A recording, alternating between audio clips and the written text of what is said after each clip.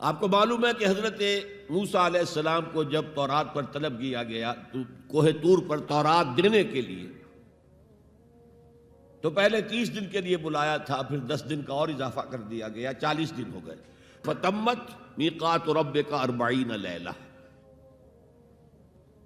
اس اثنا میں پیچھے فتنے میں مبتلا ہو گئے بنی اسرائیل۔ سامری اس نے ایک ڈھونگ رچایا اور ایک بچڑا جو ہے وہ سونے چاندی کا بنایا وہ بچڑا ڈھال کر کھڑا کر دیا۔ اس میں سے کوئی تھوڑی سی آواز بھی نکلتی تھی، کوئی ایسی ہے کہ ہوا گزرتی تھی تو آواز سے آتی تھی۔ کہا یہ ہے تمہارا الہ۔ یہ تو موسیٰ تو بھول گیا کہاں گیا ہے، کوہ طور کے اوپر کس خدا سے ملنے گیا ہے، خدا تو یہ ہے۔ اور بنی اسرائیل کے بہت سے لوگ اس فریب میں آ گئے اور بچڑے کی پوجا کرنے لگے۔ اب جب حضرت موسیٰ آئے، اور آپ کو معلوم ہے حضرت موسیٰ کا مزاج جلالی تھا، وہ پتھر کی تختیاں لے کر آئے تھے کہ جن پر کوہ طور پر اللہ تعالیٰ نے اپنے احکام 10 جو ہیں دی 10 کمانڈمنٹس مشہور، وہ کندہ کر کے آپ کو دیے تھے، وہ ہاتھ میں لے کر آئے۔ یہاں معلوم ہوا یہ صورت پیش آ گئی ہے۔ فَأَلْقَى الْأَلْوَاحَ، تو وہ تختیاں تو آپ نے زمین پہ ڈالی، اور پھر جو احتساب کیا ہے، پہلے تو اپنے بھائی حضرت ہارون کا، ان کی داڑھی کے بال پکڑے، ان کے سر کے بال پکڑے اور کھینچا اپنی طرف۔ اس نے کہا کہ بھائی مجھے ذلیل نہ کرو لوگوں کے سامنے، میں نے انہیں روکا لیکن یہ تو مجھے قتل کرنے پر تل گئے تھے، اور مجھے اندیشہ یہ ہوا کہ کہیں آپ واپس آ کر یہ نہ کہیں ان فرقت بین بنی اسرائیل، کہ تم نے تو بنی اسرائیل کے درمیان تفرقہ پیدا کر دیا۔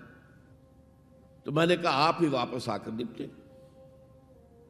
اب پہلی بات نوٹ کیجئے، تاریخ انسانی کا یہ عظیم واقعہ ہے، کئی ہزار یہودی اپنے اپنے قبیلے کے لوگوں کے ہاتھوں ذبح کیے گئے اس پر۔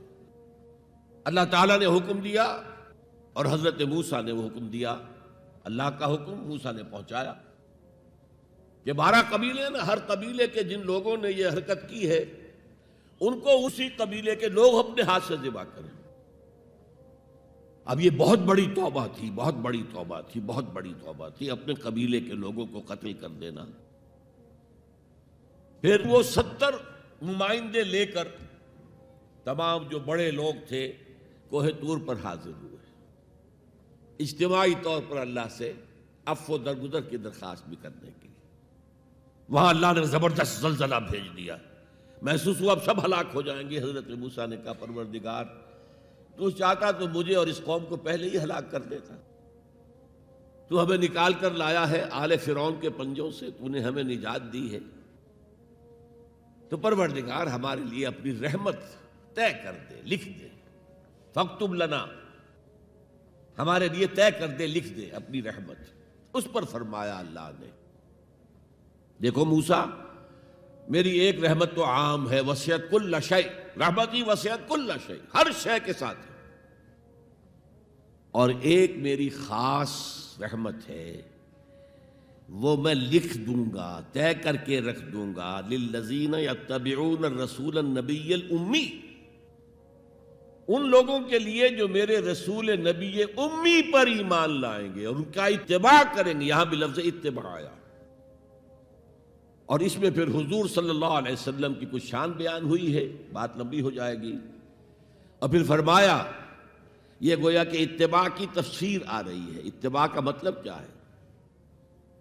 فالذین آمنوا بہ وعزروہ ونصروہ واتبعوا النور الذی انزل معہ اولئک ھم المفلحون، تو جو لوگ ان پر ایمان لائیں گے اور جو ان کی تعظیم کریں گے اور جو ان کی نصرت کریں گے، مدد کریں گے، اور جو اس نور کی پیروی کریں گے جو ان کے ساتھ نازل کیا جائے گا، تو وہی ہوں گے مفلحون، وہ ہوں گے کامیاب ہونے والے، فلاح یافتہ لوگ وہ ہوں گے جو یہ 4 رشتے